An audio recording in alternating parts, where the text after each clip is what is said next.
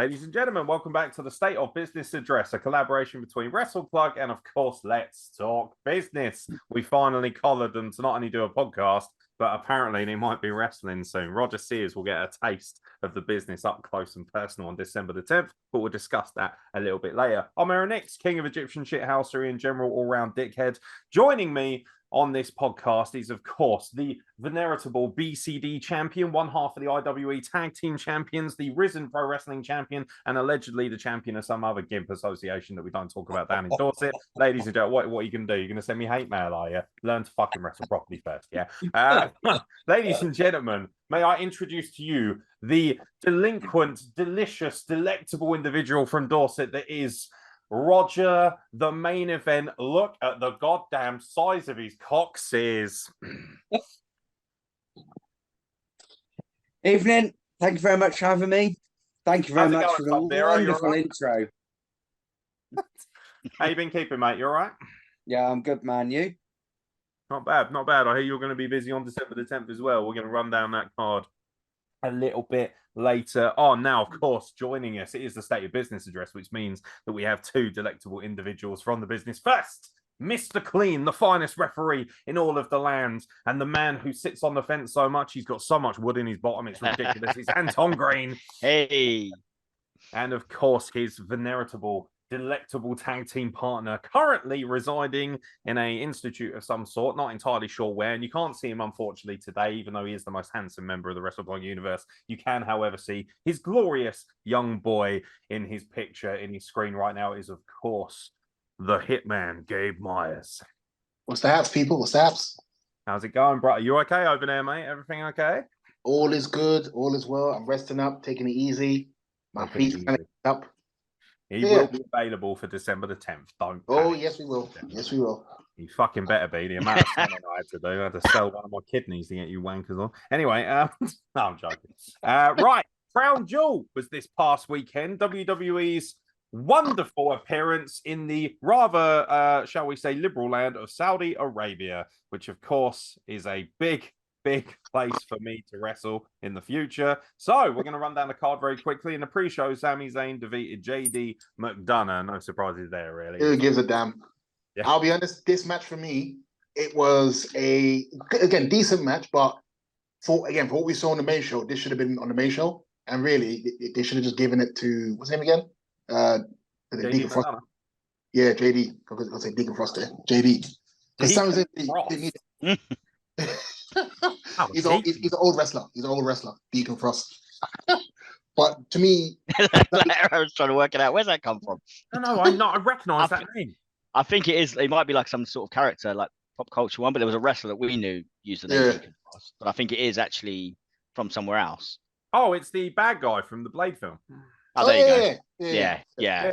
What do you? Because I remember that really sinister, like Eastern European guy goes, "What are you doing, Frost?" Like, that's why I was like, "Oh shit, I remember that." Yeah, good stuff. Yeah, JD McDonough. I mean, obviously Jordan Devlin. I got a chance to work with Jordan a couple of times on Progress shows as part of the ring crew and stuff, and just really happy for him that he's on the mainstream like television, you know. So good for him in that regard. And at least he got to wrestle in Saudi Arabia. That's still pretty cool, even if it was the pre-show. And he got to wrestle Sami Zayn. He was a big fan favorite, and also Sami Zayn randomly had a title match on Raw last night. I don't know if anyone saw that. He was in the main event, so it is what it is. Speaking of the World Heavyweight Championship, Seth freaking Rollins defeated Drew McIntyre by pinfall, which Gabe will be super pleased about. No, this annoying. I told you I can't stand Seth. Again, the match in itself, for me, I'll be honest, it was okay. It wasn't overly great. Personally, I thought Drew was going to win it.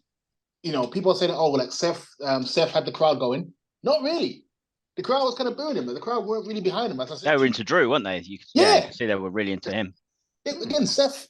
Again, I'm not going to say he has no talent because he has talent, but I just don't think he's as great as what they're trying to make him out to be. And I think I said before, you know, there was a spot near the end where I think Drew was on the top rope, basically he was going to go dive on him. Then I think Seth, and I'm sorry, Seth, but stop these weak-ass looking pedigrees. It's awful. It's like a shame. I think I said to Anton before, and I think both of you guys would agree. When Triple H first started doing it, and I think up to maybe like Mankind and people like that, they took it really good. He made it look like, it's really dropped, you know, obviously safely, but, you know, dropping them on their face, on their head. But him, it just looked like he just halfway kind of did it. dropped. Okay, went to the ropes, 12 up, 1, 2, kick out, and I was like, okay. And then the second time again, I was just like, oh, Drew, just turn heel and piss off, Jake. You know, you finally had a chance to, you know, win the big one, air quotes, in front of a crowd, and you still can't do it. And, you know, forgive me if I'm wrong. Tell me, isn't Seth supposed to have this injured back that apparently, you know, it's so devastating? He's supposed to be, you know, going for surgery, but this big, healthy, big Scottish guy can't be this half crippled. Forgive me the word, use the word cripple. This half, what's what I'm trying to look for? This half injured man. Semi-abled. You think I went for the home office? I'm trying to figure out what to say. I'm like, but yeah, it's fairly able. Cripple's fine. Nobody's going to be offended. Your audience might be offended. Ours won't. We ain't got one. But no, seriously, it's again, Drew can't beat this guy. Basically, his back's killing him. His back's killing them. Oh, I can't walk. You know, Nakamura's killed me off. Nah, sorry. Told you, didn't I? I told you it was all about. I told Roger this on the podcast last week. That was all just, I thought, misdirection to make it look, oh, Seth Rollins still able to overcome things. Like, the problem is that the booking is so fantastically out of this world that it makes it unbelievable. Like, Drew McIntyre should smash Seth Rollins in an fight, and especially a non-healthy Seth Rollins. There should be no argument there. But yeah, to be honest, this just feels like, oh, he's got some credibility. He's a former WWE champion, so he can take a loss to Seth Rollins. It helps pad Seth Rollins' record because I'm assuming he won't drop it until WrestleMania. That's what I'm assuming. What, to Eli? To Eli? No, Eli. What do you not call him it? LA Knight, sorry. What do you think LA Knight's going to shift over and become the world champion because he can't obviously beat Roman Reigns? Spoiler alert. You know, yeah, that's fair enough. Fair enough. It's going to be Austin Theory, innit? Austin Theory, you know. Who should be the next world heavyweight champion, Anton Green? Well, I assume Damian Priest cash it in. It make most sense. Like, to actually be a successful cash in. And then whoever, like, in my sort of ideal world, it'd be Damian Priest cash in on Seth, and then maybe at WrestleMania, LA Knight beats him for that title. We kind of talked about that when we were talking about the Crown Jewel, but I kind of feel like there is the fact that it is like the consolation, like, in a way, okay, you couldn't beat Roman Reigns, so then you go and chase after the other one. So I think you'd need to then give it like a story where it's Judgment Day versus LA Knight, rather than it's just, I want that title. It's like, obviously I'm feuding with the Judgment Day and I want to take the title from you, rather than I've run away from like the bloodline Roman Reigns and gone for the easier one. But that's where I'd see it, like Damian Priest first, then maybe LA Knight. Roger Sears, who would you put the world heavyweight title on right now? I'd literally agree with exactly what Anton's just said. I think it makes more sense to put it on somebody who has the potential to be a red hot heel going into Mania, as opposed to leaving it on Seth Rollins, who kind of floats in between. You'd much rather, if you're going to have LA Knight take it, you want him to take it from a red hot heel. Yeah. So that reaction's even better. And the only real logical choice right now is to put it on Damian Priest, really. Is it though? Is it? You mentioned, what else do you think, though? You mentioned red hot heel, and there's I'm aware of that. Yeah, I mean, okay, he's not at that point, but you've got time between now and Mania to get him to that point. And a cash in would heat him up if he gets a successful cash in. That adds. But do you both? Do you all three of you think though that the timing in that was quite short? Let's say they do it. I don't know. Within the next month, he's only got what, 3-4 months left. Yeah. I mean, they could do it at the end of we're jumping ahead, but War Games they've just set up, haven't they? And Seth's in that with Damian Priest. They could do something at the end of War Games where he actually wins at Survivor Series. That's like 2 weeks away.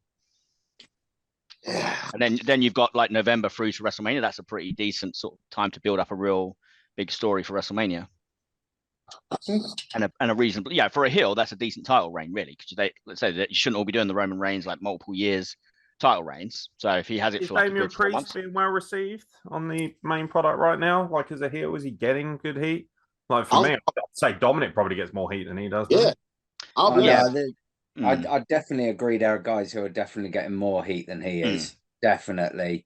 He's too cool. You know, he doesn't play a proper heel. He's another one of these heels that's like, oh, look at me, I'm a bit too cool for school. And it's like, no, like be a proper heel, you know, get proper heat. He doesn't seem to strike me as somebody who's actually doing that. I think he's kind of relying on the briefcase really to keep him relevant. He's got that, and he's got the Judgment Day. That's kind of like he's got the story going for him, isn't he? Like, they've all got belts, haven't they, at the moment? Yeah. Titles, women's titles, North American titles. So it's like, you know, they look quite dominant. They look good, but at the same time, I'm sitting here thinking, Like, I don't know. Like, I haven't watched the main product for quite a while now, so I'm thinking he might be doing a lot better than I realised. But for me, he just felt like a bit of a poor man Scott Hall. He even rips off a lot of his mannerisms. You know, you can call it a tribute all you want. So, just is what it is. Rhea Ripley successfully defended her Women's World Championship, obviously. Was this match any good? Personally, again, I admit the first time I kind of skimmed it, but I had a chance basically to kind of watch it back being here and everything. Personally, I would say 50-50. It's one of those ones where looking at, again, forgive me, but I take it basically that Rhea Ripley's supposed to be like this sex idol, like this kind of gimp outfit she's got on there thing. People are loving her and everything. And there was like a scene where I think she came out and they looked towards like the men in the crowd, and you can kind of see them just like, I think you can't see my face, but it was more like kind of staring but trying not to kind of like raise their eyes or like kind of clapping like, yeah, it's good. It's like, But in terms of the match and everything, Nia Jax, bless her, did virtually nothing. Shayna Baszler, bless her, but again, I haven't really watched NXT. I'll say from even back when it first started. And a lot of people said Shayna Baszler was better there. I say send her back over there. Send her back over there personally. She was amazing in NXT. Yeah, she was probably, her and Asuka like pretty much were like 1 and 2 in terms of women's wrestling in the world at that point. Yeah, she's never done anything good on the main roster. I believe that Vince McMahon was not a fan of hers, and also they brought her up during the pandemic, which was like, you know, she came in just before the pandemic, and then that kind of derailed her completely, which was a bit of a shame, really. But yeah, Rhea Ripley is the only one in this match who had any remote star power for me. I like Raquel Rodriguez, but she doesn't feel like a star. You know, she's way too kind of. She's very wishy-washy, very boring baby face. Like, you know, like a baby face that's 6 foot plus, you know, in a women's division. No. Aren't they trying to go with the Latin thing, the Latin kind of crowd of her? So she does it, 50% English, 50% Spanish. It's like, not that bad, Anton. Come back. Anton hates women's wrestling, confirmed. I'm doing a Gabe impression. I've vanished. Oh dear. I dread to think what your pet dog looks like. To be fair, I think the match itself, for what it was okay, but I think, and mark my words, this Zoe Stark chick, she kind of reminds me of like a early 80s Styles. I don't know what it is about her. Like this, you know, like the next contender, isn't she? She won the contenders match on Raw, so she'll be facing Rhea Ripley next. I personally find her really boring. Yeah, she is boring though. Like, she's got absolutely, like, she's a very, very good athlete, and that's it. Like, yeah, it's like a try hard with a personality kind of thing, like really aggressive. Like all of their big stars, their big kind of characters are all on NXT right now. That's where all, like, you know, Tiffany Stratton and there's a number of other girls down there who, you know, Lola Vice and all these different women who have, you know, a lot more going for them in terms of sports entertainers as opposed to just athletes. Like, even Bianca Belair, I don't see her as like this wild, you know, charismatic woman that everyone says. I just think she's an incredible athlete. She's like a track star and all that, but I don't see her. Thank you. Someone else actually agrees with me. I just think I like her. Like, as a wrestler, she's amazing. She's like the Daniel Bryan of women's wrestling. She can work everyone match, but I don't. I mean, it's boring.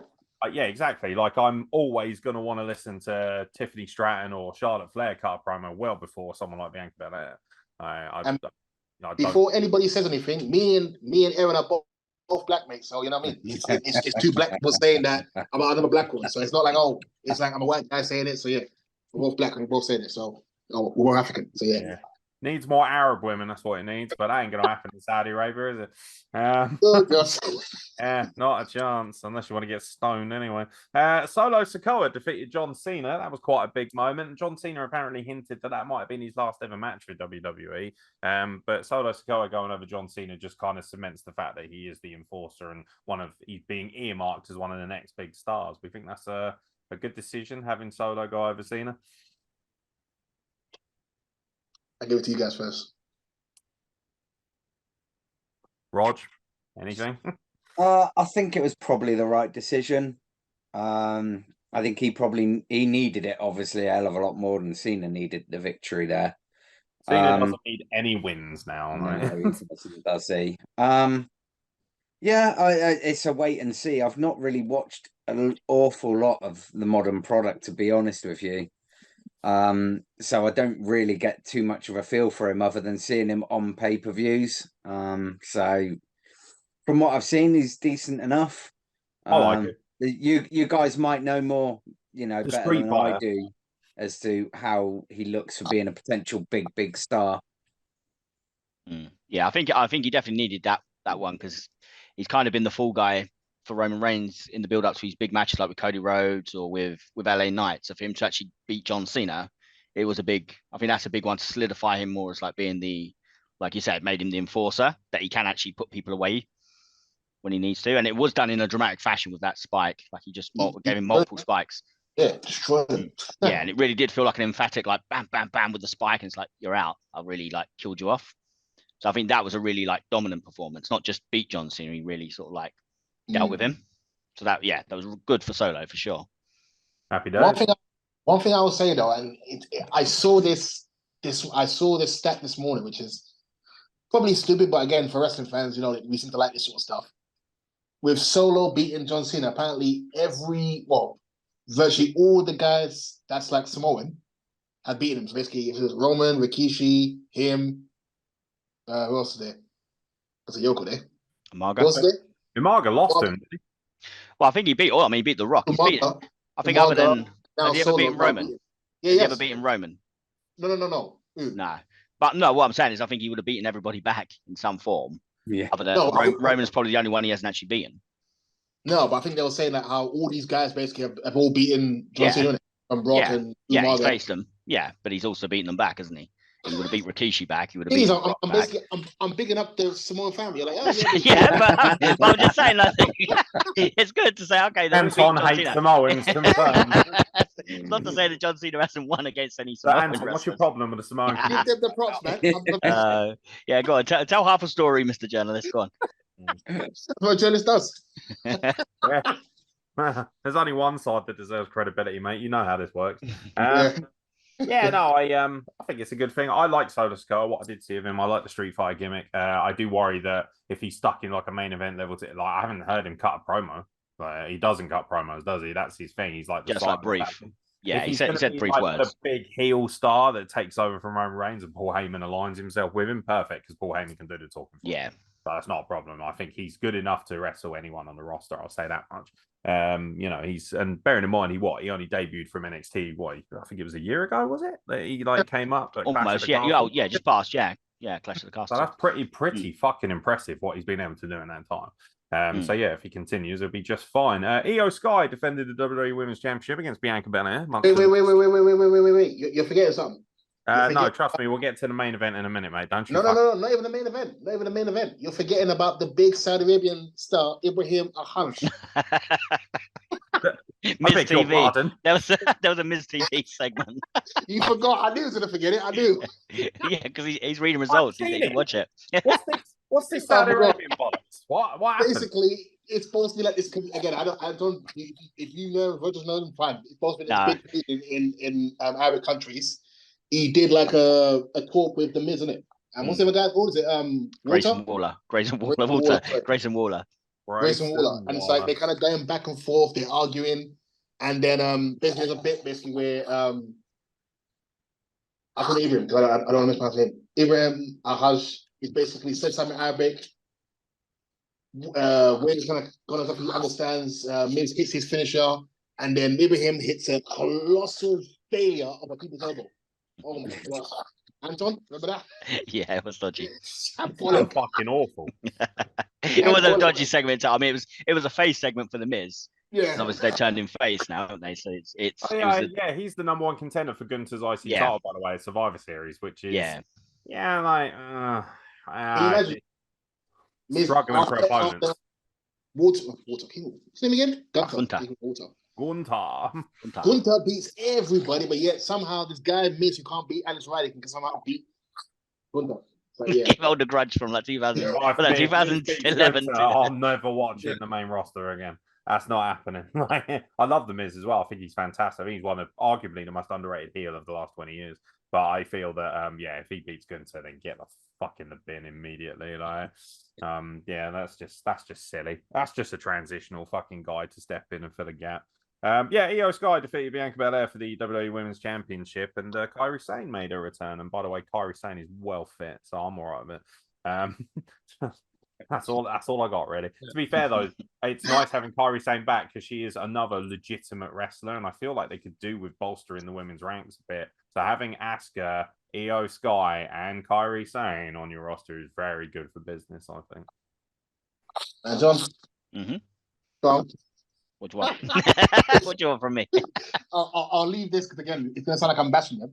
But So basically, you want to bash him, but you're gonna hold your tongue. Look, I gave Rhea Ripley her due. I gave them the first one. Are you gonna give Io Sky a due or? Look, I said it before. Nothing against Io Sky, but when I think about her getting beaten up by Nia Jax. That's literally what I think about her. That's Kairi Sane, isn't it? What is it? Oh, there you go, Kairi Sane in that case. A little bit racist, if you ask me. But no. That's my apologies. That's my apologies. Yeah, you can't tell the difference. I just realized. That's my apologies. But okay, sorry. Bianca Belair went in there. I didn't think she was going to win. I said on the prediction, I didn't think she was going to win. You know, Anton? I said it. I said I thought basically it's like Bianca Belair's there. I'm betting everybody. I do this. I do that. I'm Checker-Field star. I'm better looking. Have house band, big bomb, blah blah blah blah. You better looking at. She's not an ugly woman, but I won't say she's like best. Yeah, this guy's well fit. We're better than Bianca Belair? Yeah, absolutely. Okay, that's fine. Oh. I mean, it's all preference, isn't it? It's all subjective. No. Put it this way. For me, Io Sky is like, yes, please. Like, look, I'm not saying Bianca Belair is a horrible woman. But what I'm saying is that basically she's the best of the best. She beats everybody. She's better than everybody in that case. Like, now the crowd, basically, for me, the crowd's going to turn against her. She's lost against Io Sky. Again, like I said, Kairi Sane, I heard of her, but like I said, when I think about it, I just think about Nia Jax, slamming her head on the steps and just air quotes. I haven't seen that. I think that was in a previous run years ago. When she was teaming up with Asuka. Yeah. Yeah, no, so this was Sane's return to the roster, wasn't it? This was a remake. Which I think was... I like it, but at the same time, I was like, really, in Saudi Arabia? Like, where they don't give a shit about women, and they've made that very clear. Like, could you not have done it in Survivor Series? I thought they're now starting to change their perspective on women. Really? I'm asking the question. I'm saying it's a question. I mean, change their perspective in what way? In the same way that Israel's changed its perspective on Palestine? Like, well, okay, maybe not from that perspective, but in terms of allowing them to be more. They're like, women are allowed to drive now. Look how fucking forward-facing we are. It's like, wow. Okay, I admit it's not good. Look, Gabe, just admit that this is something that you're on board with and you like. No, I'm actually not. I'm actually not. Anton knows. It's like, you know what? I agree with Saudi Arabia. Women shouldn't be allowed to drive. No. Far from it. I actually disagree. But what I'm saying is that they understand that the West is like, look, if you want our products, if you want all these things, change. If you wanna, but then at the same time, we have to play ball with them because we want all their oil, isn't it? So it's like it's a bit of to and fro. Me personally, like until you're like, I'm not expecting you to overhaul your entire culture, but there's not really much that's progressive about Saudi Arabia. Okay, that's right. So for me, it's like I didn't watch it, so I don't know if it was received well. Maybe she got a big pop when she came out. I don't know. She did fine enough. She did. That's good to hear, to be fair, because I personally think Kairi Sane has the ability to be a big star. Like, she's got a very, very cute demeanor. She's not as all in on the Japanese style as say like Io Sky and Asuka are. She feels like she has Western elements to what she does, which means she might be slightly more successful on a mainstream product than those two could be. And those two, to be fair, have done very, very well for themselves. So, Kairi Sane, particularly aligned with them, might be a good thing, hopefully. So it's good for the women's roster because it's another star, which is always awesome. That's something I'm really excited about and I personally think Kairi Sane is one of the best workers in the world. So in terms of women's wrestling. So yeah, no, I'm pleased. Cody Rhodes defeated Damian Priest. Nobody cares. I do not care at all. Not give a shit. Why is this even? What did I tell you? Basically, both need it, but it's like if Cody wins, like if Damian Priest wins, like You know, it's like, again, I think with Cody, like I said to you, Cody's come to WWE. He's made basically AEW eat their words and shame them. Really, he lost to Roman. I think basically all this is really, again, which is good. It's basically filler until you get me back to Roman.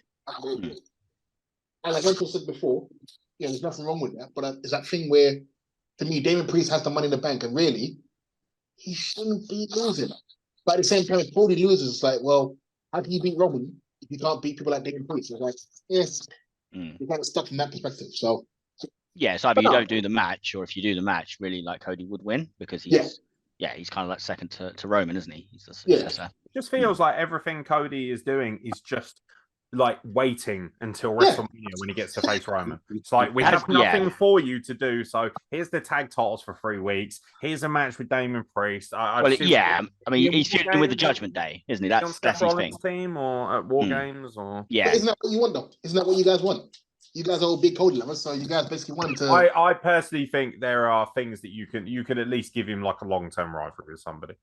Like, give him something to get his teeth into, not just tossing him about wherever, because it does kind of diminish him a little bit. It's almost like, you know, he should just be like, for instance, with The Rock and Triple H, they were always in each other's fucking shit for about a year in 2000. It wasn't like The Rock was like, tell you what, I'm going to bugger off and have a little rivalry with Funaki for a couple of months, then I'll come back and give it another go, mate. Like, you know, I just feels like they don't really care enough about long-term storytelling anymore. Like, LA Knight is the only one who's really getting the big treatment, and now that he's lost, it's like, well, you know, he's probably going to get shifted over to Raw, which feels like the consolation prize. I think the thing is, though, they've got the separate brands now, which they didn't have before. So there's a reason why Cody can't go after Roman. And he did, when he won the tag bouts with Jay, they did pop over to SmackDown briefly, and you had that little stare down as a tease. So I think in that sense, Cody would be a great long-term rival for Gunther in the meantime. Yeah, but then it's the Intercontinental, isn't it? He'd have to take his belt, which is easily the most important belt on Raw, and much better than the World Heavyweight title. Yeah, but do you want Cody taking that title off him? I'd rather he took it off him than the Miz. I'll tell you that much. It's one of those things where it's like, okay, well, you know, at least have it. You know, if for instance, if Cody loses to Gunther, it sets a great precedent. He almost takes the belt off of him, but he loses. So it sort of does. I don't think that damages Cody by losing to Gunther, because he's the most dominant man in the entire company. It worked because he lost to Roman. And he did lose one to Brock, didn't he? I mean, I know they're the top of the top, but it's like, do you want him to keep losing? Really, they almost want to. If you're losing to Brock, Roman, and Gunther, it's that thing of like, these are the 3 best. It is, yeah. You can't, yeah. If he starts losing to, you know, Priest or whatever, you're like, well, I don't give a shit. You know, your perception for me is damaged much more from. To be honest, just having a match with Damien Priest over, say, having a match with Gunther loses a lot of perception for me. I don't know why Gunther wasn't on this show, by the way. Does he just not want to go to Saudi Arabia? Or isn't there something to do? I saw something about he can't leave the US at the moment. Yeah, like visa thing or something. Issues? Yeah, something like that. Yeah, so he wouldn't be able to. Because I feel like Gunther, like, especially, would be well over in Saudi Arabia. I reckon they'd love him. Yeah. You know, a large man dominating smaller people, like, that's definitely an Arab thing, mate. Like, the chop as well, the big old chop. Yeah, they probably have him face Bianca Belair and just they love that. He said it, not me. He said it, not me. There were 2 main events on this card, but only one that anyone cares about. So we'll get the boring one out of the way first. And that, of course, is that Roman Reigns retained the title against LA Knight. No one gives a shit, to be honest. LA Knight was never going to win in Saudi Arabia, of all places. But did he do enough to prove that he belongs on the main event level scene? Go on, Anton. You kiss his ass because you said he did. I think he did. Yeah, stop sucking up to LA Knight, Anton. I think he delivered. Like, it did make him feel like it's as best you can get without actually beating him, because like they gave him the interference. He kicked out of a spear, so it's not like, you know, like, obviously if he's not going to beat him, at least he took him to the limit. He had a fall on him where he got his foot on the ropes thanks to Jimmy, so it's like showing that he would actually beat him. So I think they gave everything they could to him, other than them letting him win it. So it's just a case of like where he goes from there. But the actual match was, I thought it was really good, and he did sort of come across like he's on Roman's level. Should he get another crack at him? Should he get another crack at Roman? I don't think so. Not if he's not going to win it. I think you've done that now. Like, keep him. Personally, I'd sidetrack him now, like they did with Cody and Brock.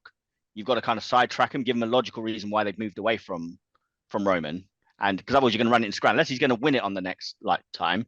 He's just if he fights him again, loses. He beat Roman Reigns for the title more so than Cody Rhodes. I think they're going to go with Cody, and they're probably.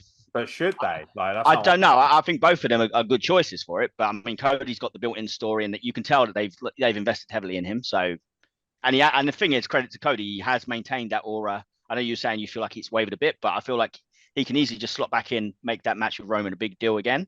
The way they've sort of kept him, and it's a credit to him because everyone thought then when he lost, is that it now? It's like, if you killed off the story. It's also that thing of how many times do you want to keep bouncing people from Raw to SmackDown to suit the title picture? Then it becomes very kind of, for me, a little bit disingenuous. It's like, oh, he's now on Raw, so he can't go. So how the fuck does he get back? So does he win the Rumble, basically? So that means that he can challenge. But then they'll probably do a draft as well, won't they? Then how does LA Knight get over to Raw? True. Like, don't fucking put them there in the first place. Well, you could do. LA Knight should have been smashed over on Raw instead, kept smashing him over, then he beat Seth Rollins, end of story. Because then it's that thing of like, he has just become the megastar and won the world heavyweight. All right, it's not as big as Roman's title, but he's kind of unstuck. And then you can build to maybe... And he can make that. I would have rather built to LA Knight and Roman Reigns one-on-one at WrestleMania, both world champions. And then Cody Rhodes can kind of sit there and wait as the, maybe he wins, I don't know, he wins the Rumble and then challenges maybe afterwards or whatever, maybe night one is a big one, LA Knight versus Roman, and then Cody challenges the winner of that at night two. That's what I would have personally gone for. Then you don't have to worry about all this bollocks about, will The Rock come back? Nobody cares. Casuals will care, but like smarks will just shit on it because they're smarks, isn't they? And that's just the way it is. So, yeah, I mean, I'm glad that he was in the main event. I would have liked to have seen it in America where it kind of counts more. The perception is that title matches, especially in Saudi Arabia, don't really mean a great deal. Like, other than, I think Bray Wyatt got smashed by Goldberg one time. Yeah. What I will say is that if they actually use their, what's called now, if they actually use like their huge stadium that they have, I think it holds like 70,000 people, if they use that, and was it not in that? Was it in one of the smaller ones? No, it was a small one. It was a smaller one. Oh, was it in? No, okay. I think it just looked bigger, but it can only hold like 20,000. I think they've got one that's like 70,000. There's another one's apparently 120,000. That's the one they first used, wasn't it? Yeah. If they use that one, then, and let's say, for example, there was a title change there, then it would have meant something. Obviously, the atmosphere, the crowd, all that sort of stuff. But yeah, it's always going to be a cash grab, and it's always going to be blood money to a lot of people as well, regardless of how good the act. Because to me, this card looks great. I'm sure the show was pretty good overall, but fans will shit on it because it's in Saudi Arabia. But they're fans are hypocrites. Fans are hypocrites. Well, we know that. Fans are like, again. I think for me, again, I bash Saudi Arabia, but at the same time, for me, people going like, "Oh, Saudi Arabia, Saudi Arabia's not good." But the West have done some things as well. That's been. Let's not act like America doesn't have like a massive that's what I'm saying. school shootings and terrorism of its own right. No, but that's what I'm saying. I'm saying, okay, Saudi Arabia's not good, but I'm saying America's got. I do like how American fans, especially, are like, oh, Saudi Arabia, that's disgusting. How could you run shows there? Meanwhile, in America, you can walk into a 7-Eleven and buy a shotgun with your fucking local fucking milkshake. Like, don't tell me that you fucking guys are all morally upstanding. Yeah, but that's what I'm saying. To me, it's all hypocrisy. It's all hypocrisy. Every week, someone rocks up at a school and murders a load of kids, and we're supposed to act like, yeah, but that's my Second Amendment rights as an American. Like, well, I was going to say this as a way to kind of bring England as well into it. Looking forward to meeting Eric Young. Wait a minute, he's Canadian, isn't he? So I don't have to give a shit. Yeah. There was a shooting up in Leeds. A 15-year-old killed somebody. So again, people, if in case people want to say, oh, England doesn't have its crime, England does have its crime, and unfortunately, it's getting. If we had the same gun rules as America, we'd be just as bad. The only thing we're lucky of is that guns aren't freely accessible over here, which is why we're shanking everybody. So, it is what it is. And to be honest, there's a few people involved with WrestlePlug who probably deserve a good shanking, so it's neither here nor there. Looking at you, Tanvir. We obviously do not, endorse any shankings. But anyway, this is all fucking boring news compared to, of course, the magnificent, fantastic, and ultra magnificent news that the ambassador of the greatest drink of all time, Logan Paul, is your new United States champion, baby. Yeah, money. Talking about LA Knight and all these other fucking gimps who don't have any star power, mate. Let's talk about Logan Paul and how he should be the next world heavyweight champion because he's better than Seth Rollins. I've said it. The one thing I'll say, and Anton's going to say, oh, well, I'm being hard on wrestlers. He has made a lot of these wrestlers look minor. This guy is basically coming to wrestling. Again, I'm not saying this, the style he does is my style. It's not really my style. Biggest star. But he's coming to wrestling, look like something. Again, he's a bit, he's a spot guy, but his whole presence, his whole attitude, if they come across like, you know what, yeah, I get this better than you guys who's doing it, you know, for 5 days a year. I think it's put a lot of guys to shame, personally. And again, I'm not really his fan at all. He's come rolling in, and like, I'm sorry, but he is easily a bigger star than like 90% of this roster without even trying. Defender, better promo, better wrestler, more interesting, more divisive, has far more reach on social media and general public. This is like everyone said, oh, fucking Ricochet's wrestled for like 20 years and done all these. I don't give a flying fuck, mate. He's boring. He looks like a raisin with athleticism. Nobody cares. Like, bottom line is, Logan Paul is actually a star. He is actually a celebrity. It's not wrestling anymore. It's sports entertainment. And who buys that more than Logan Paul? Go on, Anton, defend him. Go on. Logan Paul making bank, by the way. Prime sponsoring Bayern Munich, Arsenal, Barcelona, Alicia Lehman. High fucking yar, by the way. Yeah. You know, like, he's a fucking megastar and ambassador of one of the biggest brands in the thing. And, like, you know, all jokes aside, Prime, you know, take it or drink. But the bottom line is, it's a big fucking deal. It's a big brand. Like, it's probably going to be worth more than WWE when it's all said and told. From his first match, was the tag team match he had against the Mysterios, I said it then, did I not?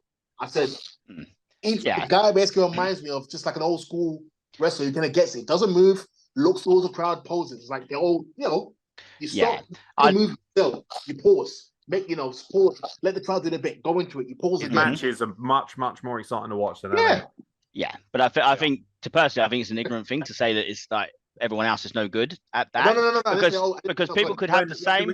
When did we say that? No, everyone else. Well, no, because he's saying he's embarrassed. He's putting people to shame that they're not getting it. I didn't say that. No, Gabe did. No, I said that's been Gabe's thing, and he said that. But to me, you're saying basically like there could be a really good wrestler, a skilled wrestler that will go out and do the same pauses to the crowd, but because he hasn't got all of that social media, but he doesn't. But there are people that would. But they're not going to get the same level of like attention because they don't have what he's bringing from the outside, which fair play. Well, they should work harder then, shouldn't they? You can't. At the same, you can't just like if you are actually dedicated to the professional wrestling business, why are you going to go out and create like a YouTube? Some of it's shit. Some of the stuff that they put out is shit, and the public likes shit. That's at the end of the day. Some of that stuff is trash. But people watch it and they support it. Have you watched and all they of get it successful. Then, No, by choice. You seem to have quite an opinion on Logan Paul's YouTube. Point is, I have kids that watch some of these trashy little crappy videos on like Instagram and YouTube, and some of it's just crap. But it gets clicks, and as long as you get clicks, you're seen as but if he gets 1 million clicks. So what I'm saying is, are you saying stop worrying about actually quality wrestling, stop thinking about like learning to be a quality wrestler? That's the thing. He's good. He's good. He's not the best. He's not the best, but he's relying one of the best. He's easily one of the best in the country. He's one of the best by default. I'll say by default. If you talk about his actual sort of fundamentals, like in terms of getting a reaction, he's one of them. But then again, that's because of what he's done outside of it. And you're saying to like all wrestlers now, stop learning to wrestle. Just go and be a social media guy, and then let's just flood the industry. I mean, he's training under Rip Rogers and Shawn Michaels. No, I credit him that he's actually learning, and he's actually not just like just a random greatest wrestlers to ever live. Like, so it's like, you know, like I credit that. It's not a case of we think that the others are shit. It's a case of he's come in and he's clearly he wants it more as well. I think my point is give him the praise that you want to give him praise, but don't shit on the people that actually have like it's not their fault that they're not getting this attention when they pause to the crowd. But they are giving a lot of these some are, and I'll give you that. The ones that don't, but the ones that do is what I'm saying. The ones that do and don't get anywhere near the reaction Logan Paul, don't blame them because they haven't got this social media thing. They haven't got the outsider, the negative influence that he's got as well that makes people boo him and then cheer him. And then you got like Aaron loves his Prime, so he's gonna be there. So I'm gonna support this guy. It's like you've got all of these influences that make him Prime, by the way. No, but he's got. What I would say is this: you have a you have a multitude of a company called WWE behind you. Are you telling me all the hundreds and billions of dollars of multimedia experience they don't have in that company that the people behind can't help them? These guys are wrestlers. Your job is to sell yourself. Also worth pointing out that WWE gets much more hits on social media and YouTube and everything than anything Logan Paul does. Yeah, look, you have Shawn Michaels. Again, forgive me, people. People keep talking about how great NXT is, how great Shawn Michaels is, how great Triple H is. You have all these people that's there. Ask them. Triple H. Okay, say, Paul, Michael, can you give me advice on how to get over with the crowd? How to be, how to be a bigger star? Yeah. But you see what I'm saying? It's like, again, you guys keep talking about, you're saying, Anton, he's got the social media.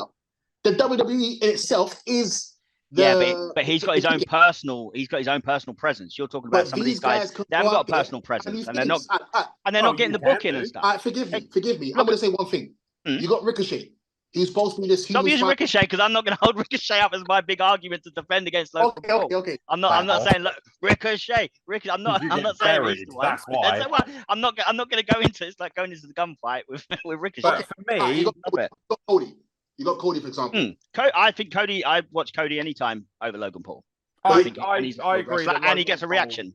So he does the Cody best. Rhodes is probably all round slightly better than Logan Paul. I agree. I agree, but you know what Cody Rhodes does as well? He does go out and does appearances. He does have a social media. He does put himself out there more than, for example, a Chad Gable does, more than a Gunther does, more than, I don't know, Braun freaking Strowman does.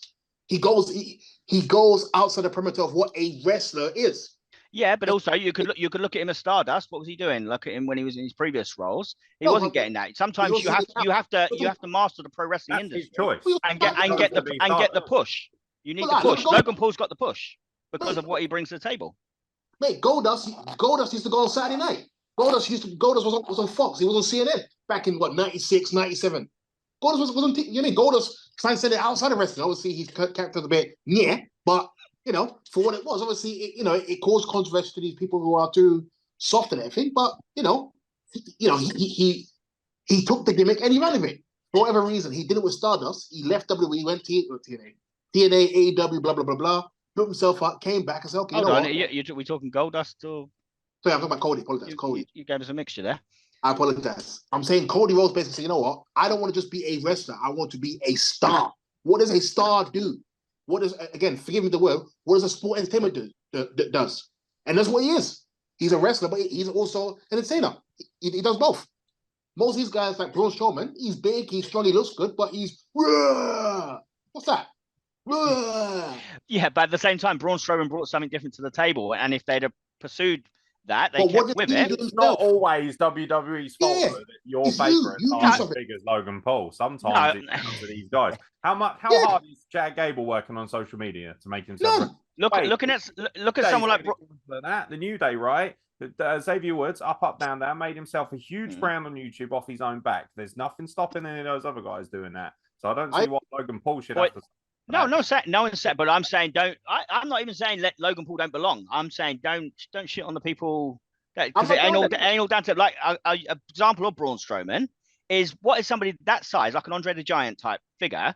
He does need to be dominant. Now, if you start booking him to lose pretty easily, that kills off what he brings to the table. He can't do he's not going to do all the catchy sort of promos and all that stuff. His thing is being this big, massive guy, scary guy, tips things over, destroys people. Obviously, he can be beat, but you've got to protect that. Now, if they don't protect that, he's dead in the water. So it is down to them as well. With certain people could have come there. He's not going to be able to be a Logan Paul, and he shouldn't be a Logan Paul. He's a Braun Strowman. Cody Rhodes is a Cody Rhodes. So I'm saying others don't always get the fair shake. But the ones who do and don't, like, what's your excuse for the ones who do get? I'm not making excuses for anyone that doesn't. By the way, did get his fair shake. He was Universal Champion. Like, he got a chance to be. Come on. What? He was in a main event rivalry. He was killed off by that point. That was a last thing. What was he doing before that? He lost the Intercontinental title to Sami Zayn. Yeah. What's wrong with that? Sami Zayn was doing was like a joke character. He was like the Fidel Castro. Sami Zayn all of a sudden. But you're proving our point, Anton. He's not even the Sami Zayn of now. He was the Fidel Castro, What you're saying is Sami Zayn used to be shit, is what you're saying? No, not shit, but he wasn't presented as a big deal that should be able to beat the Andre the Giant of their generation. He was Fidel's son. That's what he was. He was Fidel's son. He's Fidel's best. I've actually got an example which kind of supports both arguments here.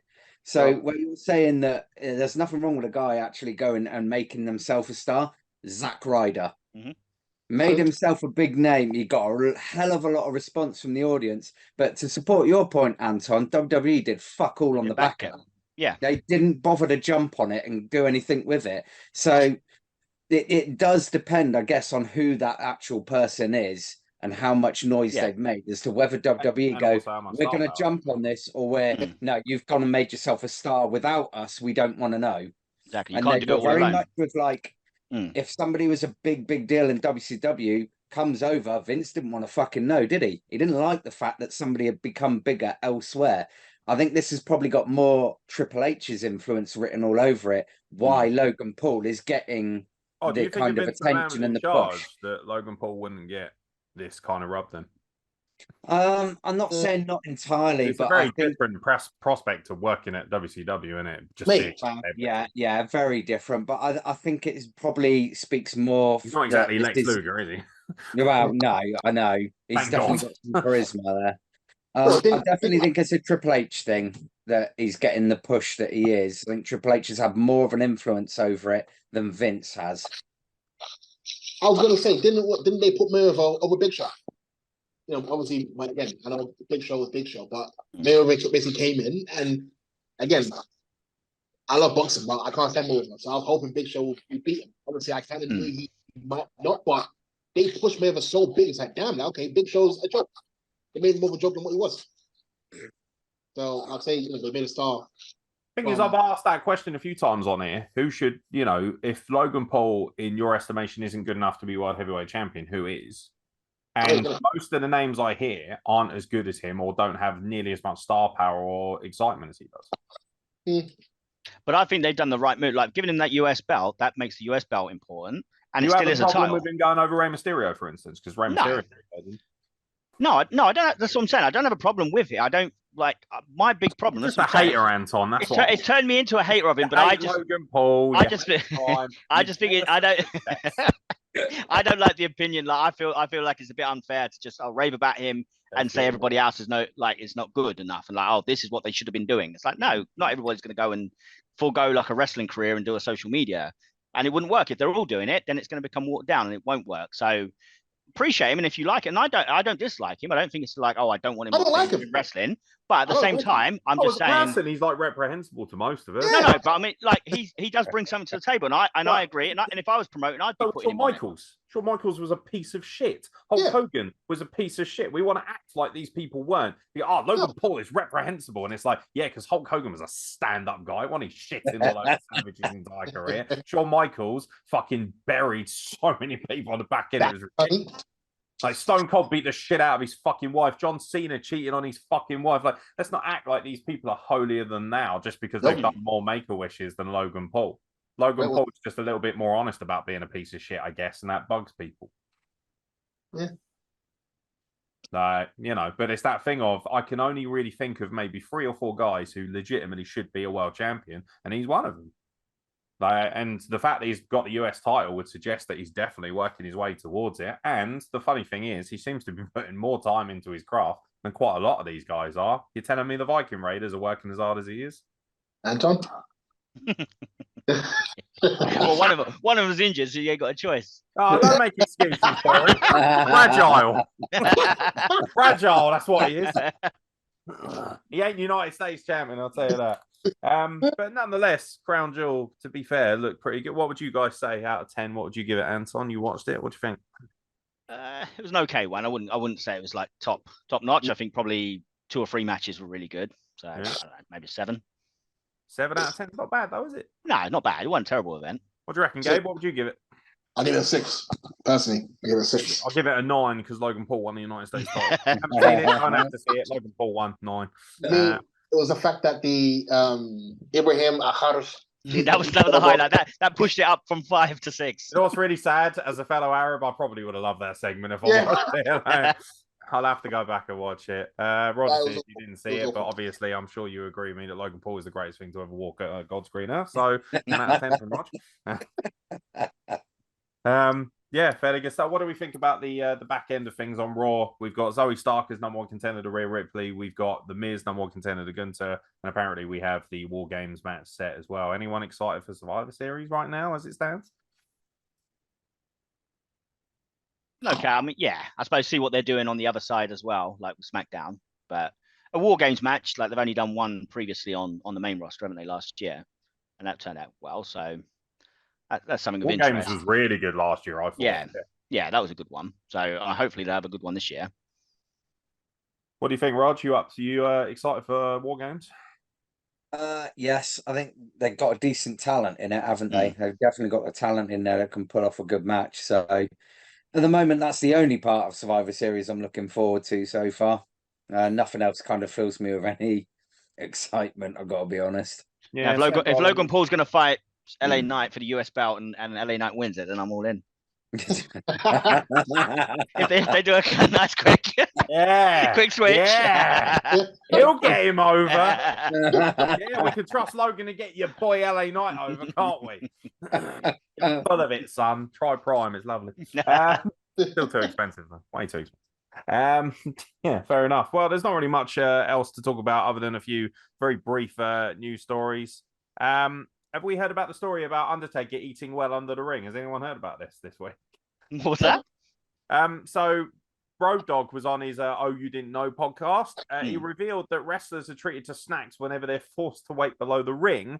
However, some superstars are given better menus than others. They used to hide Undertaker under the ring a lot, he said. They used to lay out food under there for him. I mean, like good food. You know what I mean? And then Bray Wyatt started doing it. They were just putting sandwiches under there, whereas Undertaker apparently was getting steak dinners. What do we think about Undertaker getting steak dinner while hiding under the ring? That's the Undertaker, right? That's some fucking clout. Did he have a waiter as well? Did he have someone that's serving him under there? Probably Kyan's hiding it. His job is to go under the ring. Come out. Next course, sir. What is the image of him sat there cross-legged eating a steak dinner? Like, he's like that little cramped. Shit, didn't even get my fucking creme fraiche in, mate. Never mind. I'll come back to that. He's his fucking. I can't believe he's getting a steak dinner under the ring. Has anyone? We all know what it's like underneath a wrestling ring. It's actually quite a dirty environment. I mean, I'm sure WWE's is a little bit more, shall we say, sophisticated than BCD's, but that's neither here nor there. But the idea that he's having a steak dinner under there, while somebody bumping away, and he's just like, keep down, mate. Yeah. Phenomenal story to me, phenomenal. And apparently Bray Wyatt only got sandwiches. So. All they need is like Taz and Bam Bam Bigelow to do that spot where they come through the ring. Oh gosh! On his dinner, his restaurant caves in. Bam Bam just comes back up from the ring with steak in his mouth. Like, what the fuck? Brilliant. That is some good shit. Did anyone hear about NWA's TV deal apparently being sabotaged by a drug-infused segment? I haven't read the full article. I saw something about it. Was it with Father James Mitchell? Yeah. So basically, NWA President Billy Corgan indicated on Busted Open Radio that the NWA signed a TV deal with a top 20 network. It turns out it was CW, which apparently would air NWA Power soon, and a reality TV series to go with it. It now appears, though, that their TV deal might be in jeopardy. According to an exclusive report from House of Wrestling, executives within the company were upset over what happened during last week's Sam Hain pay-per-view. During the show, there was a controversial segment that involved longtime manager James Mitchell snorting cocaine. Mitchell was the host of the Halloween-themed show. Per the report, the segment was the idea of Corgan. After it happened, the CW on social media received comments from furious fans because obviously it is a Christian network. Which apparently might have nixed their. So now apparently they will only be available to watch on the CW app. Whether it is true or not that they actually had signed a deal or not, we don't know. A lot of people were suggesting that NWA just claimed they were going to be on TV and made this story up so that they didn't have to kind of admit that they weren't actually going to be on TV. But I don't know how true that story is. Either way, a little bit carny and probably a good reason why NWA isn't taking that seriously, right? The one thing I want to say is this, and I've said it before. We are all wrestling fans. You know, people, a lot of wrestlers say, fans of this, fans of that. We're all fans. All the boys are fans. But I'll say this: there's some legit smart fans who are a bunch of idiots. I am one for not drugs. I'm a guy who says I don't like drink, I don't like drugs at all, so I don't promote it. But I'm sure half these fans have snorted as much coke, bun as much weed, injected as much heroin, whatever, themselves. And they're complaining about a air quote story. I'm not saying in the day that wrestlers should be going there snorting coke and banging up people's wives and everything, but half these fans' hands aren't cleaning themselves. You want to say wrestlers real? Catch me in the locker room with drugs. But the thing is, it's like either wrestling is sports entertainment or it's real. If it's sports entertainment, if it's like a movie, if you see a man beat up a woman in a movie, You didn't It's say worth pointing out this segment. He wasn't legitimately doing cocaine. He was I know. Stimulating it, which is like, for me, like you say, it's supposed to be fake, isn't it? Why is it only fake when it suits? Have you noticed that? Yeah. I don't like that. Did everyone kick off when Thor was a rampant alcoholic in Endgame? Did we kick off about that as well? No. Think about his liver. Oh no, he's a superhero because it's not real. Neither is wrestling, apparently. So pick a lane, you pricks. When Rhea Ripley beats up men, I don't see no one saying, "Oh, you know, support men." Also, Christians kicking off about drug use, mate. You weren't really moaning that much when you were murdering millions of Arabs and stealing all our dates, were you, in the Crusades? But that's another story. I don't even like that either. I don't even like that either, to be fair. I don't even like that either. Nah, have a word with yourselves, you religious tarts. You're full of it. Like, you're absolutely full of it. You know, this is a section of our culture who believe that, you know, a man built an entire ship when a flood came and stuck two animals. Have you ever tried to stick two animals, by the way, of any breed together? It's a fucking nightmare. And this cunt apparently was able to get every single fucking breed of animal onto an ark that he built by himself. Well, didn't they say That's technically not nonsense? Go on, Gabe. Go on, Gabe. As you like to say. Go on, Gabe. No, again, I'm listening. I'm saying, air quotes. They're supposed to say what the arc was supposed to be what the size of what seven football pitches. That's what they're trying to say. If I'm saying, I'm not saying they did. If they're saying they did, then fair enough. But again, like I said, I'm not supporting. And yet this carney couldn't find room for a wrestling ring. Behave yourself. But like I said, I'm not actually cursing the story. I'm actually just saying, in terms of fans wise, if wrestling is a work, enjoy the work. That's what I'm saying. I'm actually not saying that you know, I'm not saying. I don't get how like Christian TV, because I'm assuming most people who complain would have been Christian, surely. Wrestling no. I don't think so. Genuine wrestling fans were complaining about the use of coke. Yes, I think they probably was. Well, you said it, not me. But the same ones watching fucking Shawn Michaels, who quite literally looked like he was born in a vat of Peruvian marching powder. Like, get out of here. Honestly, I'll tell you what, don't come to some of the locker rooms I've worked in up north. Fuck me, you'll have an heart attack. I just think it's a bit rich on everyone's end. Like, who gives a fucking shit? None. I don't. It's Mitchell. His whole character, he's a devil. He's a devil. Yeah. He's the demon, apparently. But they're like, yeah, you know, your affiliation with Satan aside, can you not do coke? What? Can you not, mate? It's a bit wasn't Shawn Michaels doing coke and, you know, Scott Hall, Hulk Hogan, and them doing coke for years, anyway? I mean, not on TV. Wow. I mean, you watch some of their matches, and definitely under the influence at the very least. I want to ask a question. Need a clean champion like Roger Sears, somebody who stands up for the children of the world. Yeah, he doesn't smoke, he doesn't drink, he abides by the laws, he promotes. In many ways, he's like the Michael Jackson of pro wrestling. He does it. Hates unprotected sex. Oh dear. No, I'm just joking. That's why the system needs to be removed from the tag team division immediately. You know, you can see John Harding smashing down the heroin, can't you, backstage? That's why he got removed from that other promotion, isn't it? No, I'm joking. I'm joking. Obviously, John Harding does not do drugs. He's way too clean. But yeah, no. The bottom line is, it's just pathetic at this point. It's stupid. Sports entertainment, my fat ass. And it's not like NWA has said to itself that it's wholesome, family-friendly content either. So neither here nor there, to be honest. So apparently WWE has displayed heavy interest in Will Ospreay, with WWE sources claiming there is to be discussions between the two parties regarding a potential deal. Sources close to Ospreay, however, have yet to confirm these conversations and are still saying that he is open to a number of different things, particularly as he currently resides in the United Kingdom alongside his girlfriend. So Will Ospreay, where should he go, Roger Sears?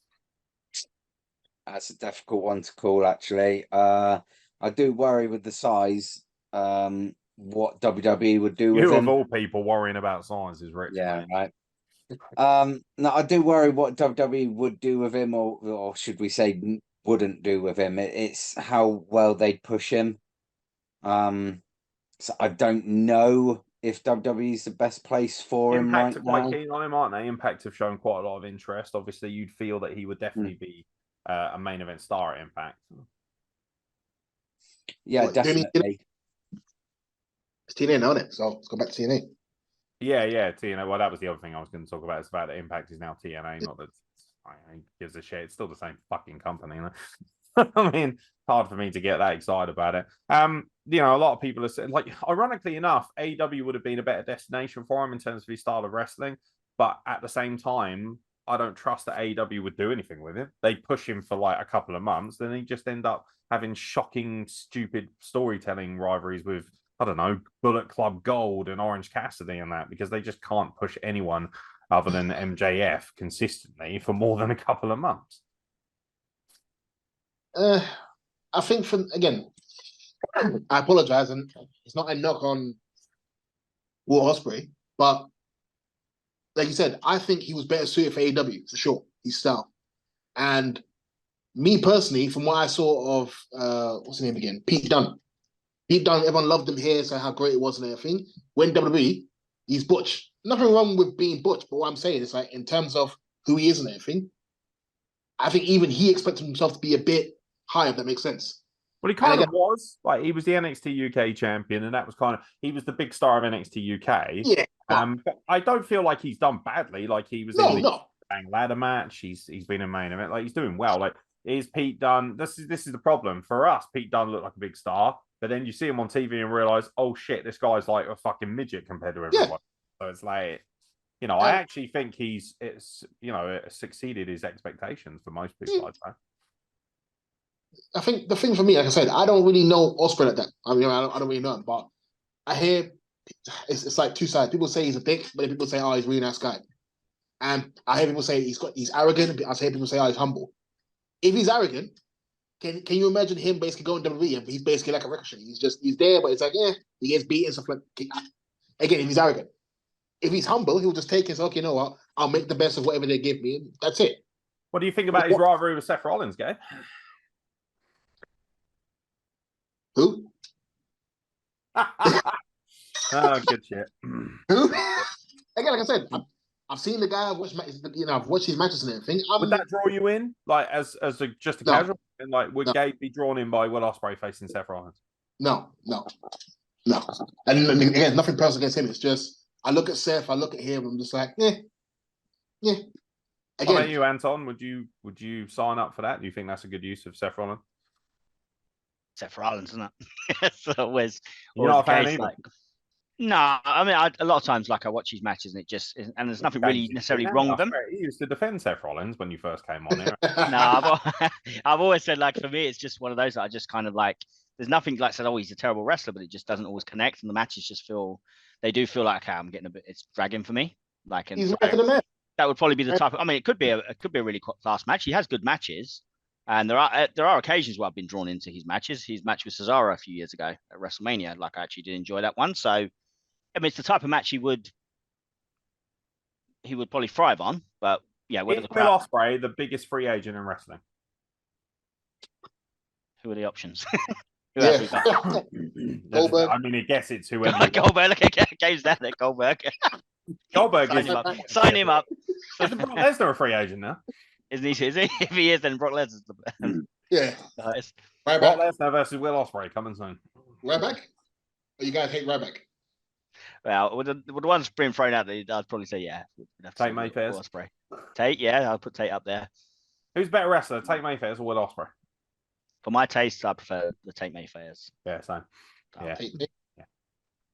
Yeah, Tate Mayfair should have got the big rub at Wembley. He's got the moves and stuff, but at the same time, he's got personality. So yeah, you saying Will Ospreay hasn't got any personality? No, I just think he focuses more like it is like a constant bam bam rapid moves all the time, which fits in with. I'm worried that won't suit WWE at all. I wouldn't. Yeah, what's he going to do when he gets? Because is he going to?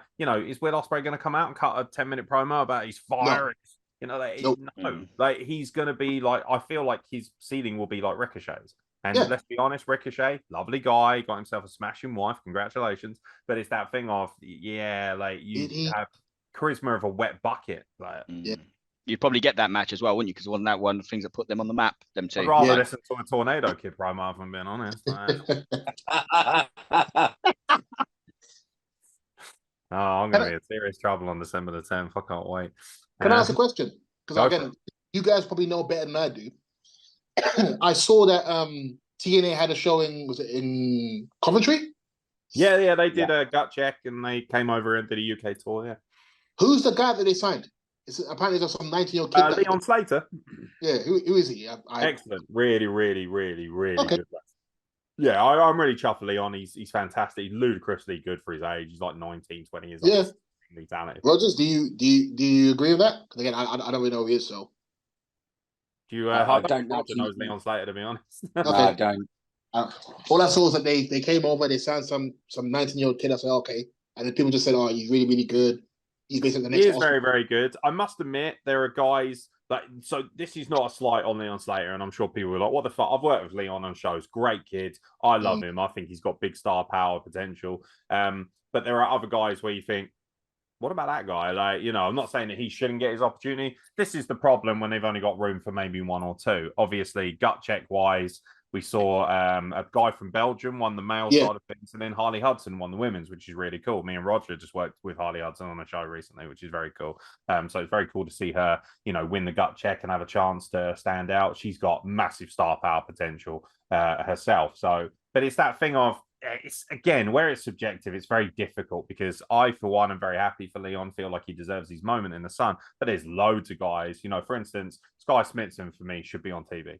I find it amazing that she's not. I think she's the best women's wrestler not signed in the world. I do.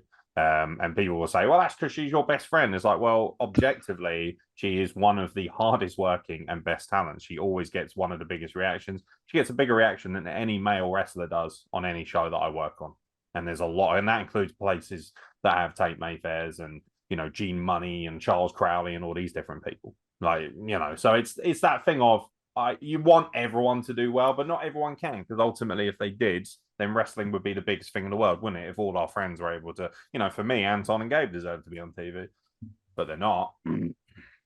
God knows why. We're on Wrestle Plug though. Yeah, well, that's not TV. Well, go watch on my TV. Anything. What's the opposite of good TV? Because that's what Wrestle Plug is. Like, you know, it's one of those things where there are so many people who deserve it, but you don't, like, you know, for instance, a lot of people say to me, Aaron Nix is one of the best camera guys, one of the best like media guys in all of professional wrestling. I ain't on TV. I was the only one out of all my friends who didn't get a chance to work either AEW, WWE, or Impact this year. I'm not bitter about that. I'm actually extremely happy for all my mates who did. You know, I want them to do well. Some people involved in this podcast, like Troy, for instance, worked alongside Jeff Jarrett, Paul White, a number of people.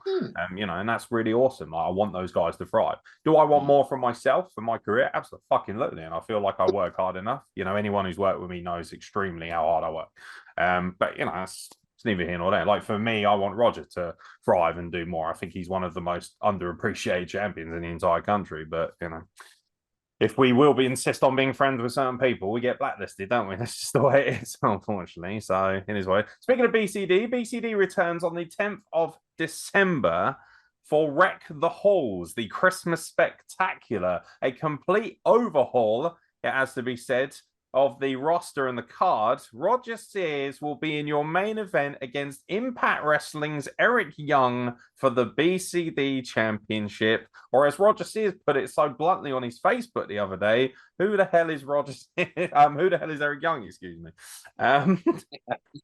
Looking forward to facing some Canadian that no one's ever heard of, Roger. Very much so, yes. Yeah, I can't believe I've got the opportunity, if I'm honest. The biggest match of your career, mate. Are you excited? The biggest match. Yeah, I've done it. Terrified? Nervous? I'm kind of everything at the moment. Probably that whole terrified and nervous will probably take over more the closer we get to it. But yeah, I'm just right now just hoping that I'm going to enjoy it as much as I can and get the absolute most out of it that I can. Yeah, enjoy the moment, mate. And my advice would be don't overthink it. You know, just enjoy your moment and the fact that you've been put in there with him for a reason because you're the best in that company. So, you know, it's speaking of which, by the way, he won't be the only one with a high-profile title match. The Business have been confirmed and will challenge the system for the BCD Tag Team Champions. Congratulations, boys. Another opportunity to prove yourselves as one of the best tag teams of the United Kingdom. Excited for this opportunity, I'm sure. Me, personally, I say yes. We are going to the show to kick ass, to take those belts. and ride off to Egypt, Saudi Arabia, and all over the world. If you get a booking in Egypt before me, I'm going to cry. I'm going to quit wrestling. I'll be like, yo, like, if I don't get to work in Egypt before anyone else, I'm like, fuck you guys, I'm out of here. That's how I know wrestling ain't for me, for fuck's sake. I'm the only fucking half thoroughbred Egyptian in the entire goddamn country. Although Kareem Brigante's over here right now, and he's half Egyptian, which is fucking awesome, the Italian superstar. So that's very, very cool as well. But yeah, it's going to be a stacked card. We also have Alex Connors, MOS. Some of the members of the Kamikaze roster will be joining us as well. So it's going to be a big one. The description of this podcast will have the ticket link. Buy a ticket. Come and see it. It is going to be extraordinarily, extraordinarily exciting. It's going to be one hell of an evening of professional wrestling. We also have a couple of dart matches that are going to be on in a special pre-show. So that should be interesting. Roger's looking at me like, I didn't hear anything about this. And he's in it. He's in them. Yeah, he's working both. So Roger Sears versus Tornado Kid in the pre-show should be an interesting concept. If Tornado Kid wins, then he'll face Eric Young instead. I have a quick question. Wow. No.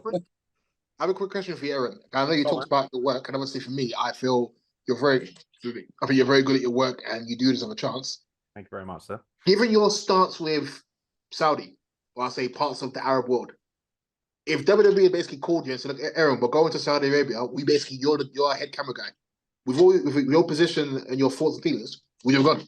Oh, I absolutely would work it. And people will say, you're a hypocrite. No, because at no point have I said I would not go to Saudi Arabia. I've actually been to Saudi Arabia as a young man. I think that's kind of where, see, this is the thing, right?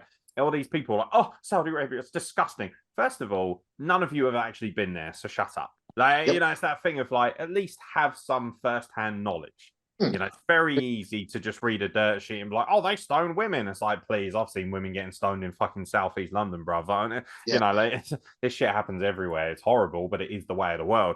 I would absolutely work there. I would absolutely have no problem doing it. I would like to think that, like, for instance, when Progress went to Dubai, everyone kicked off like shit. For me, I actually think, how are you supposed to enhance and educate a culture if you don't actually go out there and speak to them?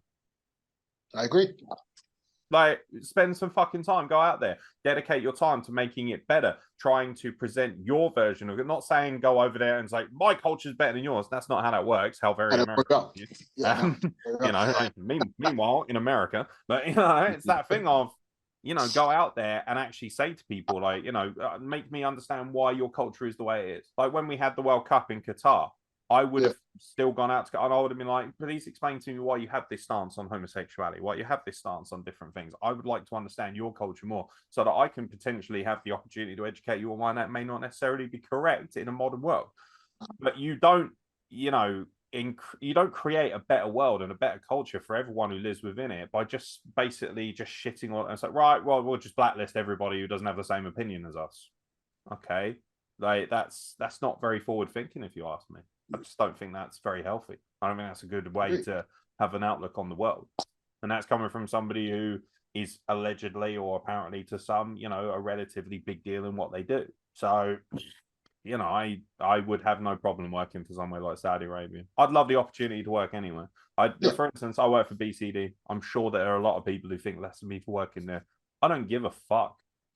I really don't. Like, why should I care what you think if you're not winning? Now, if you come to BCD, okay, like, how about these people who are happy to go online and say, oh, BCD this, BCD that? Like, the business, right, are some of the most professional individuals I've ever met in this entire sport. So you're saying by them working for BCD that they're bad people? Of course they're not. Like, you should make judgments based on what you actually see, not from what you hear from other people. But that's the biggest problem, is that we don't look anymore. We just listen to everyone else and then get outraged. It's outrage culture. It's like, oh, I'm upset because so-and-so is upset, so I can get social media clout by going with what the crowd says. For me, that cheapens the concept of liberty and improving a culture and genuine democracy. Well said. Right. But it's called being an adult as well, isn't it? And unfortunately, that's on our society. You know, that should just be the norm, that we should all be like, okay, maybe I'm upset about something, but I'd still like to see it for myself so that I can make a proper judgment. everyone told me that, Jay Knox, for instance, of BCD, pure evil, pure evil. I'm yet to see anything that suggests that. Annoying at times, absolutely. A complete fuck nugget at times, absolutely. Got his ass kicked by Roger Sears, indubitably. But the bottom line is, like, until he fucking, disappoints me, or how many people, I guarantee Anton will run into somebody, I'm sure Roger has already run into many people who said, Aaron X is a piece of shit, don't work with that guy. Okay. Not yet. Not yet. You will, don't you worry. You tell me they're out there, so maybe one day. You know what? They're all jealous because they can't afford Prime. That's all it is. Right. Now you're losing me a little bit there. Just drink it first. Make your own business. Have you ever drunk Prime, Anton? Nah. You know what? When we all meet up for the show that day, we're all gonna have our own kind of Prime that day. Yeah. So tell you what, everyone pick a bottle of hydrated Prime or an energy drink, depending on what your preference is. I'll buy it for you, and then you can make up your own minds instead of being so close-minded like Anton Green and not even trying it first. Oh gosh. Just because he won't accept that Logan Paul is better than all his heroes, it is what it is. Like, just get over it, mate. Just get over it. Honestly. And Shawn Michaels, Hacksaw Jim Duggan. One more open-minded, maybe. Bret Hitman Hart. Yeah, it's good shit. Try just strawberry watermelon. I think that's definitely your flavour, Anton. You like strawberry watermelons? I don't normally drink like flavoured. Was it like But you only drink still water? Yeah, it's flavoured water, isn't it? Yeah, it's coconut water essentially. Yeah, I really just drink like water straight. I don't go for these ones. It'll be okay, but it's not mine. You know what? Give it a go. I'll give it a go myself. I'll try it because I'm not big. I'll give it a sip. Look at him. I said give it the whole thing a go. It's so difficult, isn't he? He's like that little brat at the dinner time. I'm not eating my broccoli. I'm going for a sample in the store. I'm not buying the bottle. I'm not putting any more money. Can I have a sample of it? For it though. Everyone's buying it. So you have to spend a while. No, yeah, but it's still going in Logan Paul's pocket. I'll buy your bottle. I forgot. Okay. Yeah, fucking democracy. Fucking not exactly alive and well in the Green household, is it? Jesus. All right. You'll drink what I fucking tell you to drink. Water. Oh dear. You want to be careful with all that fluoride, mate. You might get in trouble. Do you drink tap water, Anton, or bottled water? You drink tap water? Yeah. Oh god. I was gonna say bottled water. I was gonna say, okay, you're good. Stunted his growth. Bless him. Roger Sears, you're very quiet in this whole argument. Have you tried Prime yet? I have not, no. Ah, see? There you go. But you're happy to try it, obviously. I'll try it. There you go, see? There you go. Ultimately, Eric Young's head. Ball over his head in the match. Yeah. Literally, right? When you're both thirsty as fuck in your matchup, you're like, oh, I need something to drink. Are you going to be like, oh, I've got a bottle of Prime? Nah, I just want some fluoride, mate. Get out of here. Anton will be all over the strawberry watermelon then. I'll see him there and he'll be like, oh, give us some of that Prime, mate. I need hydration. When he wins the tag titles and he gets a free bottle of Prime, he'll realise what's up. Anything you boys want to talk about before we wrap it up? Woo! Ric Flair's in the house tonight. Ric Flair's back wrestling with Sting. Is he actually wrestling? No. Oh, thank God. I think, if going by the air quotes rumors, he wants a tag match with Sting. I'm like, I'm sure he'd like to wrestle again. He said that. I think he said as much. But what, you think AEW wouldn't facilitate that? Possibly, yeah. They would. Yeah, they like Tony Khan doesn't give a shit about people's safety and security. We saw what he did with fucking. Do we still remember the fucking Alex Reynolds situation? With Rick. By the way, how does Anton Green not get a chance to referee AEW, but Rick Knox, the unprofessional fuck nugget who looks like an egg, gets an opportunity to every? No, not Knox. What's that nasty woman called, Anton? That nasty snitch woman. What? Nasty, that snitch, that horse face looking goat. Snitch, that horse face. Wait, why are you burying Aubrey Edwards? What's she done to you? She's a snitch. She's basically the one that got rid of Botchamania. She's the one that complained about Botchamania and everything. Well, you know it's what? Still going, isn't it? Botchamania still going? Yeah, but I think it's like they've curtailed it from what it was before. Apparently, they said there's a lot of stuff that you can't show on it to do with AEW and stuff like that. She's a snitch. She's a snitch. She has her own podcast. I don't know who listens to that horse face of goat of a woman. The Egyptian style. Man, I wish Anton knows, but I can't stand it right now. Anton knows, but I can't stand it. Do I like Anton? No. I can't stand that woman. Listen, I think they got that message. Tony Khan, if you can book us, book me versus her. Me versus her, make Anton special guest referee. Make Roger Sears there. Dave Myers versus Aubrey Edwards. I would break that woman's neck and feel no way about it. Oh my days! And people think I'm different. And again, this is me. I don't condone violence against women or against men, but this woman is no good. This woman basically I don't condone it, but I'm gonna break her neck. This woman would shut down, get WWE shut down and feel no way about it. This woman basically would rob you, should kiss you, kick you in the nuts, take your money, and run off, mate, and feel no way about it. Sounds like every one of my exes. Horse face goat. Sorry. That's my rant. Faced goat. Like, look. Right, when you guys next look at her, the horse and the goat. Yo, I work with horses. Don't be denigrating beautiful horses like that. I like horses, but she's a horse goat. She's a horsey goat. She's a horsey goat. No husband, is amazing. And I thought, no husband, no kids. Mate, you got Keith Lee chasing after her. You got Keith Lee. Supposedly, you got Keith Lee, who's married to me, and apparently chasing her. Come on, man. Really? Keith, grow up. Supposedly. Grow up, Keith. Do you know what, You Keith? got me Shut and your him mouth and chasing collect after your horsey. paycheck. Horse face. Ah, Keith Lee's trying to bang Aubrey Edwards. that's the news that's been going around. Where'd you get that from? One of Cornet's Sources. Yeah, one of Cornet's what do you call it?